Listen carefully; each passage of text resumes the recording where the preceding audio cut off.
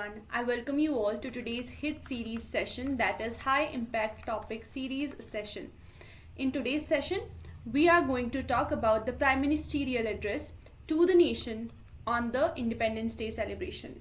So yes, we are going to cover Prime Minister Modi's speech. In fact, I have taken up excerpts from the speech which can be useful from UPSC CSE's perspective, and I am going to make his speech and this news an opportunity to discuss a lot of history and more with you. So let's look at the news.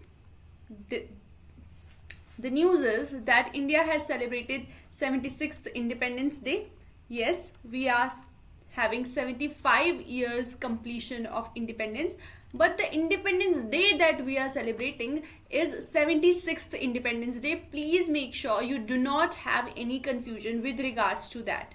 Then Prime Minister Modi hoisted the flag and addressed the nation from the ramparts of Red Fort, right? And now we are going to take up certain parts of his particular speech, and we are going to cover from it whatever can be useful for us from UPSC CSE's perspective. So the Prime Minister in his speech expressed gratitude to great leaders like Mahatma Gandhi, Netaji Subhash Chandra Bose, Dr. B.R. Ambedkar and Vinayak Damodar Savarkar. So first of all, let's talk about Mahatma Gandhi, then Netaji Subhash Chandra Bose, then Dr. B.R. Ambedkar, and thereafter Vinayak Damodar Savarkar. So Mahatma Gandhi, he was the father of the nation, a lawyer, politician, social activist and writer who became the leader of the nationalist movement against the British rule of India.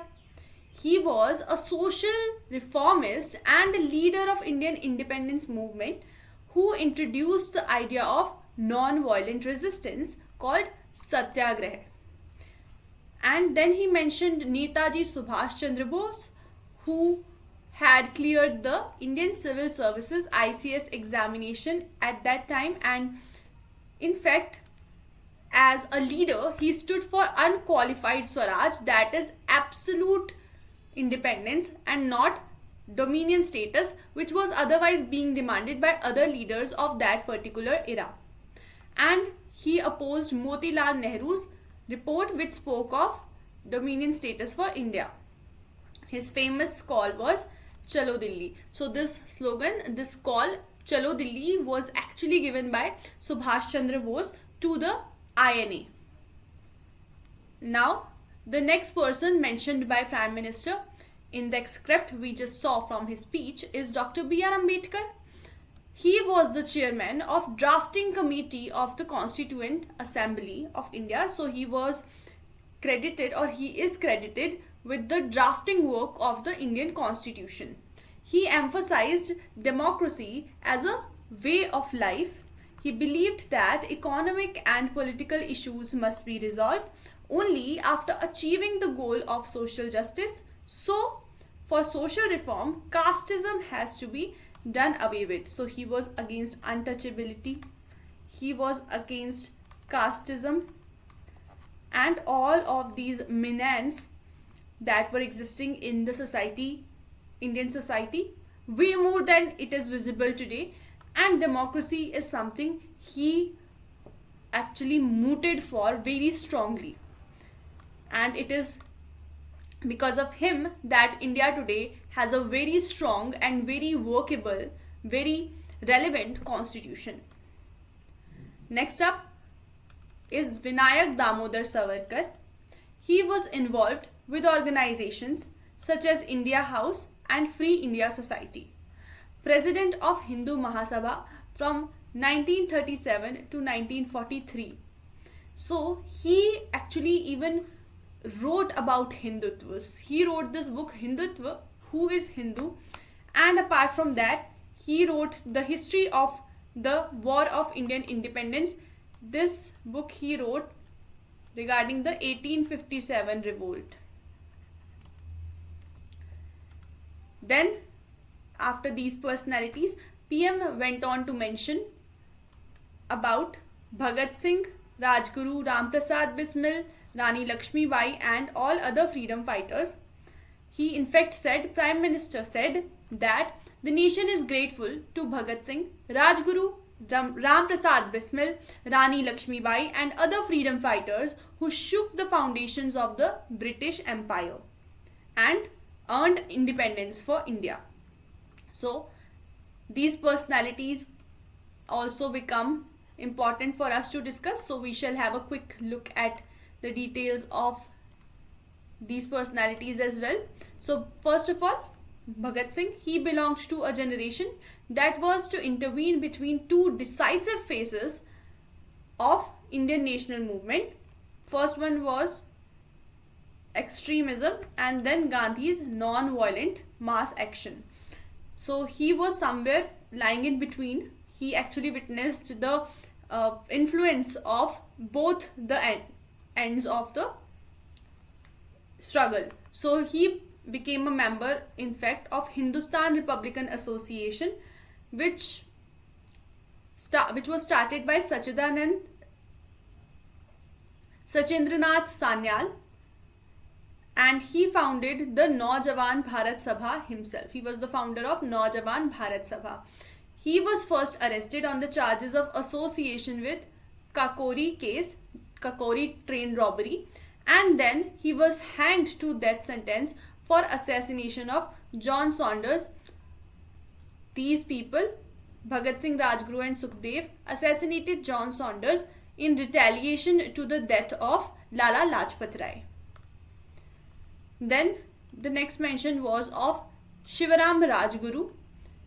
Not many people know that Rajguru was actually from Maharashtra, Pune, and he was inspired by Lokmanya Tilak's revolutionary ideas.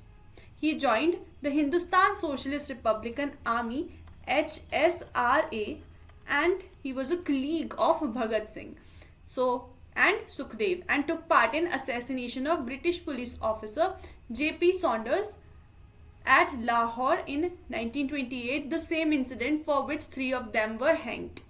Now their action of killing the British officer were to avenge the death of Lala Lajpat Rai, I have already told you previously, who died in the protest against Simon Commission in October 1928. The three brave revolutionaries, Bhagat Singh, Sukhdev and Rajguru, were hanged on 23rd of March 1931. Their bodies were cremated on the banks of river Satluj. The next personality we are going to discuss is Ramprasad Bismil. Bismil wrote the cult song Mera Rang De Basanti Chola. So the very famous song Mera Rang De Basanti Chola was written by whom? It was written by Ramprasad Bismil, who was a revolutionary. He believed that freedom cannot be achieved without violence, and Bismil was one of the chief founders of Hindustan Republican Association along with Sachindranath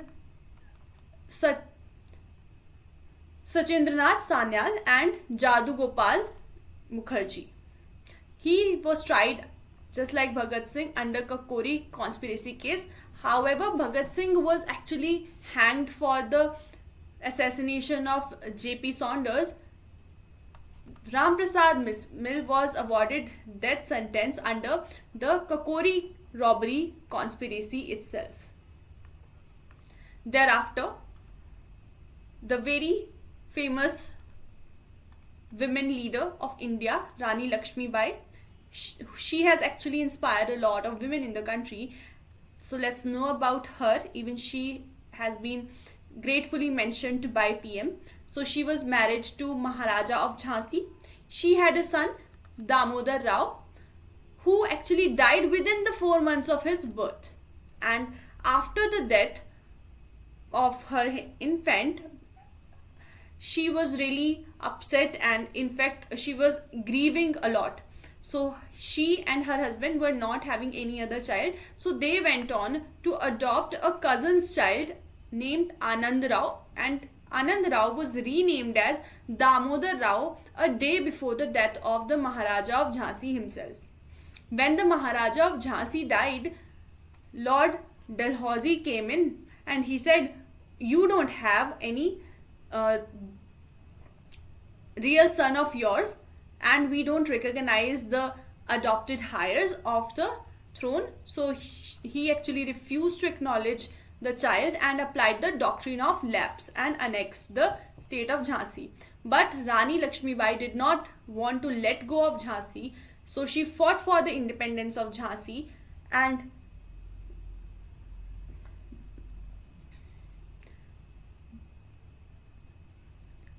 she wanted to save it from the annexations by the Britishers. So she eventually died fighting on the battlefield itself on 17th June 1858.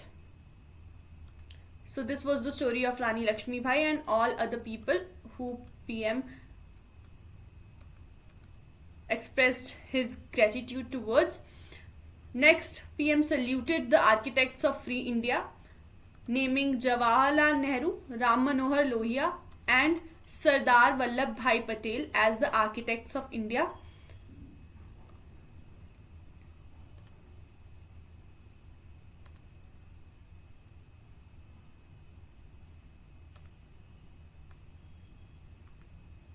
So first of all, let's have a quick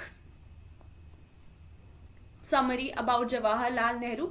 He was the first Prime Minister of independent India, nationalist leader, social democrat, author and humanist himself. He was known for his vision, administrative aptitude and scholastic prowess. He advocated democratic socialism and encouraged India's industrialization, and thus eventually pushing the development by undertaking both agrarian reforms and industrialization together, keeping a very strong foundation for further development of our nation. And as far as Ram Manohar Lohia is concerned, he advocated for socio-political reforms in the Indian society like abolition of the caste system, and he wanted a stronger protection for civil liberties. Then Sardar Vallabhai Patel, even he has in fact immense contribution towards the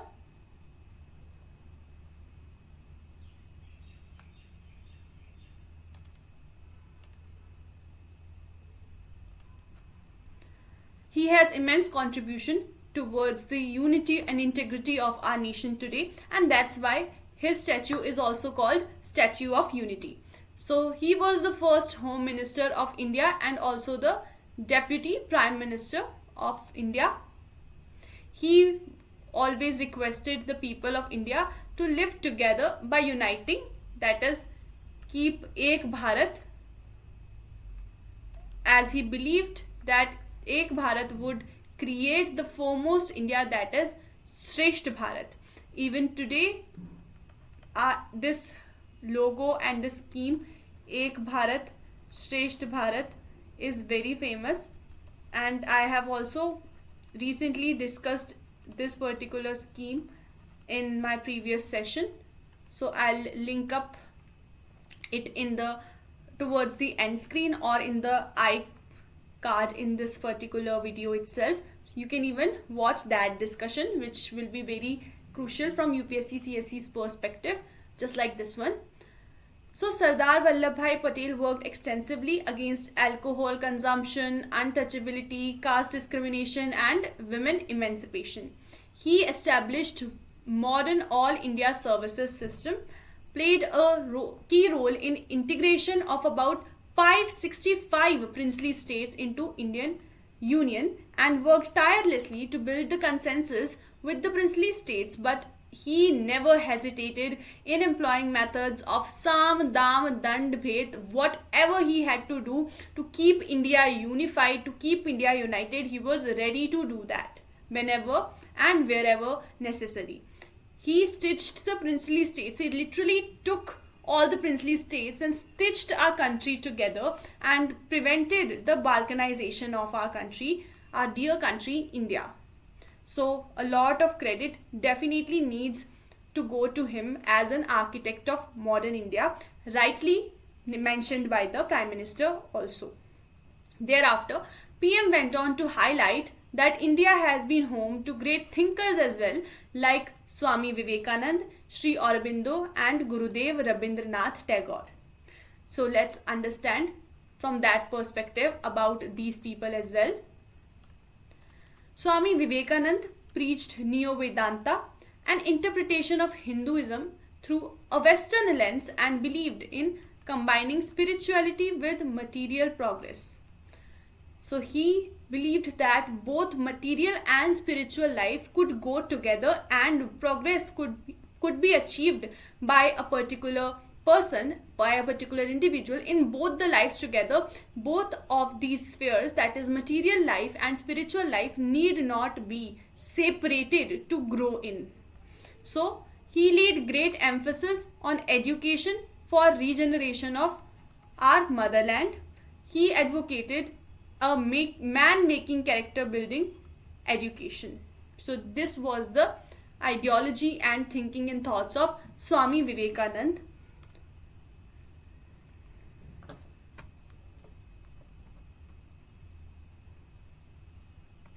Thereafter, Sri Aurobindo, he was a yogi, a seer, a pious person, philosopher, poet and Indian nationalist who propounded a philosophy to divine life on earth through spiritual evolution.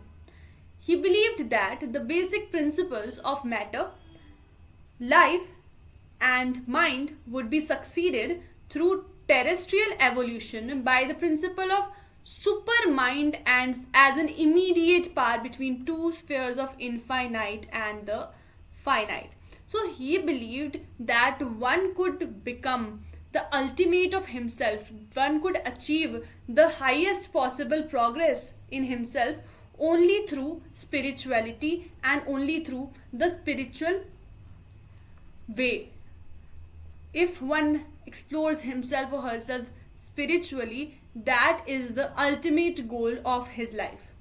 So Prime Minister also urged to follow Sri Aurobindo's mantra of Swadeshi se Swaraj and Swaraj se Suraj, that is by indigenous aspects, by accepting indigenous culture, by accepting indigenous articles, by accepting indigenous and following indigenous traditions, you would actually get real Swaraj.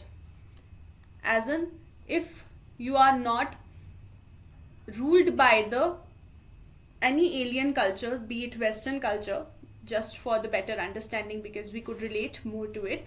So if we are not under the influence of Western culture, we know our culture, we follow our culture and we feel pride and proud about our culture, that would be Swadeshi se Swaraj, that would be the real Swaraj. And thereafter, from this kind of a Swaraj, we will get ultimately towards Suraj, that is good governance. So first of all, we need to make sure that we feel Indians so that we attain real independence, and thereafter as Indians we lead to the good governance of our motherland. Now next one is Gurudev Rabindranath Tagore. Gurudev is one such name which he is referred to from, also referred to as Kabi Guru and Biswa Kavi. Kabi here means poet, Kabi Guru means poet master, and Biswa Kavi means world poet, right? So always he stressed that unity in diversity has to be there, and it is the only possible way for India's national integration. So these great thinkers we have had and we have to feel proud of it, right? That is the thought reinforced by the Prime Minister as well in his Independence Day address to the nation. Thereafter, he added that Adivasi freedom fighters such as Birsa Munda, Tirat Singh and Alluri Sitaram Raju played a pivotal role in keeping the freedom struggle alive in every corner of India, because it was the tribals who were or who would have been most difficult to touch upon, to click with, to synchronize with for other people. It's only people from their own community, from someone who belongs to them who could do this with the tribal people. And these were the freedom fighters who contributed towards the national freedom by actually bringing even tribals under the sphere of national struggle. So Birsa emphasized the importance of Sirmare Firun Raja Jai, or victory to the ancestral king. That means he believed in indigenous and local people's actual rule over the land. And he thus, with this slogan, wanted to invoke the sovereignty of the tribals. He ignited the minds of the masses, that is the Munda community, the Oraon community and other Adivasis and non-Adivasis. Even they responded to his call and joined the Ul Gulan movement. Ul Gulan means great tumult or revolt against the colonial power. And these people actually revolted, and central and eastern India waged an effective armed resistance against the British with traditional bows and arrows, while the Britisher and their army carried modern day guns.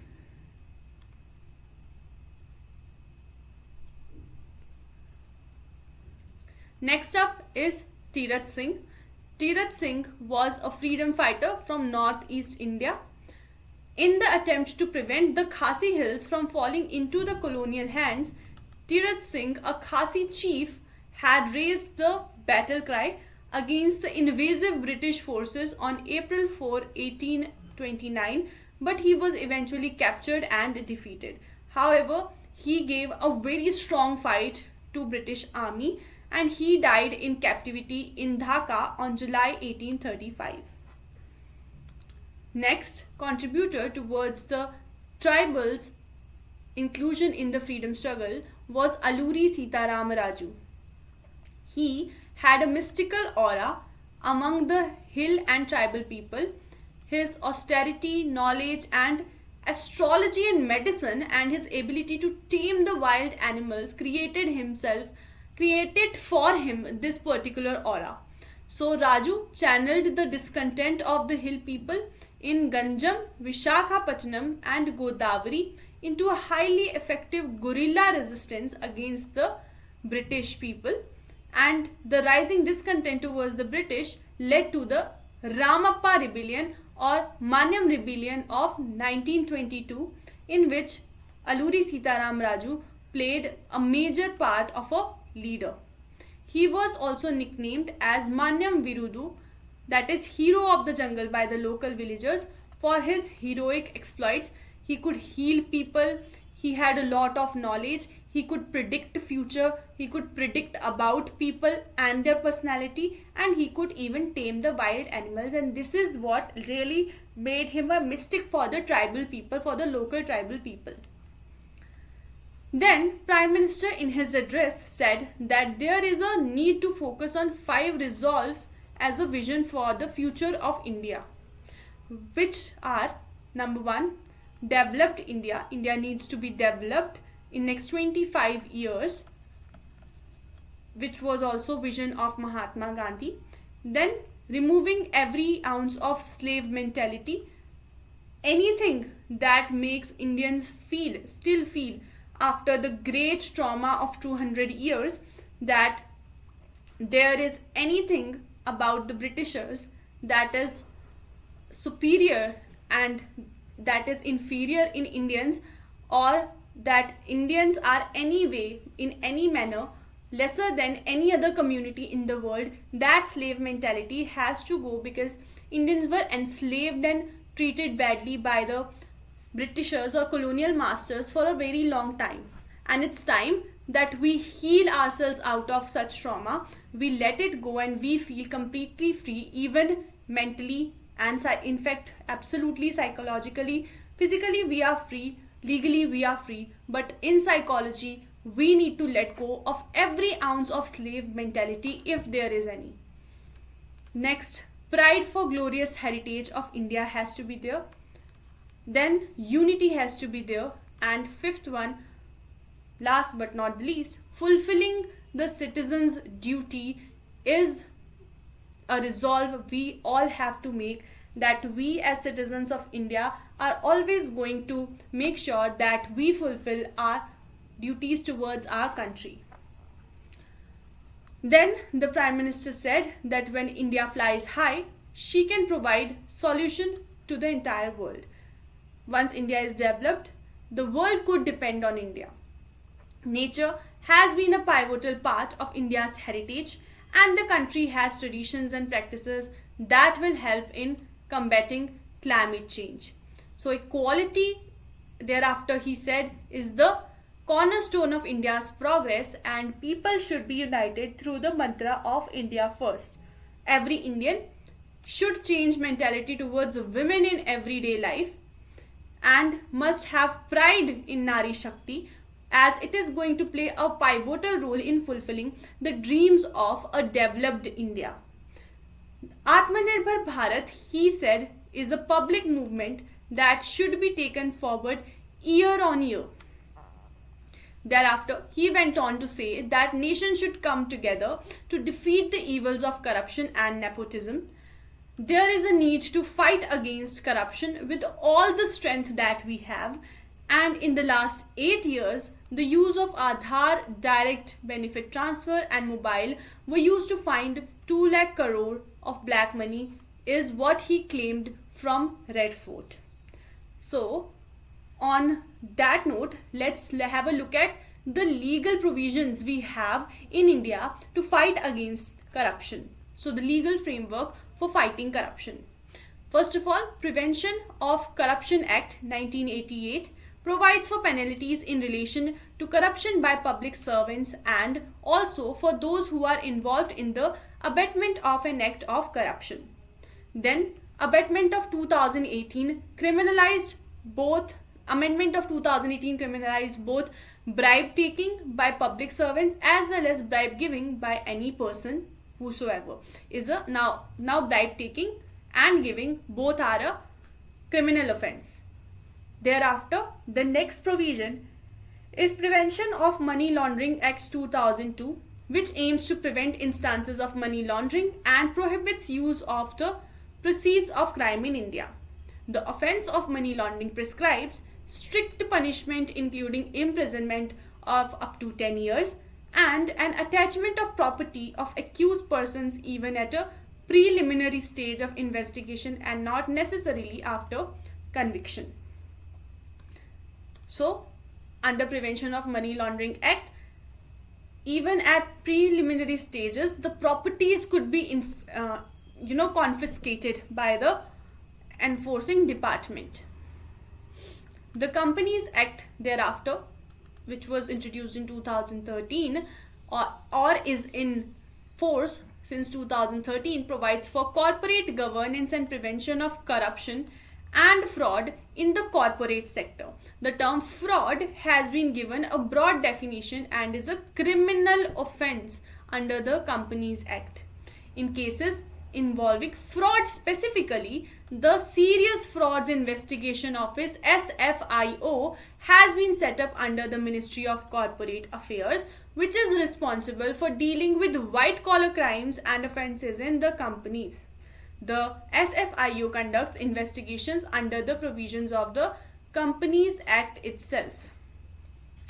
Then there is an Indian Penal Code 1860 which sets out provisions which can be interpreted to cover bribery and fraud matters, including offences relating to criminal breach of trust and cheating on people. The Foreign Contribution Act is the another legal provision available in India, which helps in regulating the acceptance and use of foreign contributions and hospitality by individuals and corporations. Prior registration or prior approval of the Ministry of Home Affairs is required for receiving any kind of contribution from any foreign entity. In the absence of such registration and permission, approval, receipt of foreign contributions is illegal. So no NGOs, no political parties or any other entity cannot actually receive any kind of foreign contribution unless it has been permitted so by the Ministry of Home Affairs. Then Prime Minister mentioned about the usage of Aadhaar and direct benefit transfer as far as dealing with corruption is concerned. So let's understand how it is being done. So DBT was actually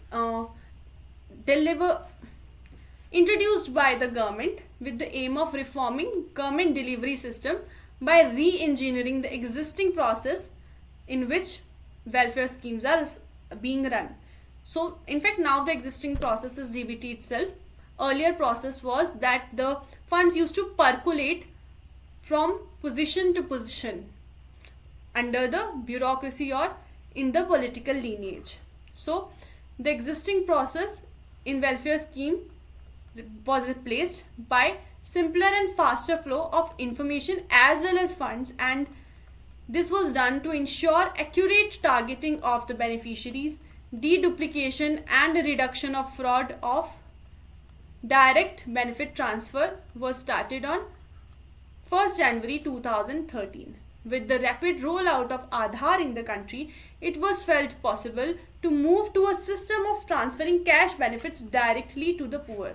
So Aadhaar plus direct benefit transfer working together have led to actually true receiving of welfare amongst the people, while it was said earlier that hardly even 25 paisa reaches the actual beneficiary when government spends 1 rupee on him.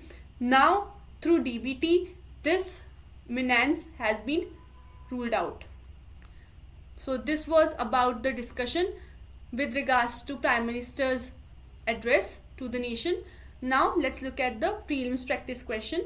With reference to the history of India, Ul-Gulan or the Great Tumult is the description of which of the following events? Your options are A. The Revolt of 1857, B. The Mappila Rebellion of 1921, C. The Indigo Revolt of 1859 to 60, and D. Birsa Munda's Revolt of 1899 to 1900. So your answer is D. It is related to Birsa Munda's revolt, and we have already discussed about Ul-Gulan while we were talking about Birsa Munda. Now it's time for mains practice question. So your question for today is the mechanism of direct benefit transfer DBT scalable and replicable across different sectors? Critically examine. You need to answer this particular question in 250 words and send in your answers on WhatsApp to us to get them reviewed. This is it for today. I shall see you again tomorrow. Till then, take care, stay tuned. Thank you so much for joining in.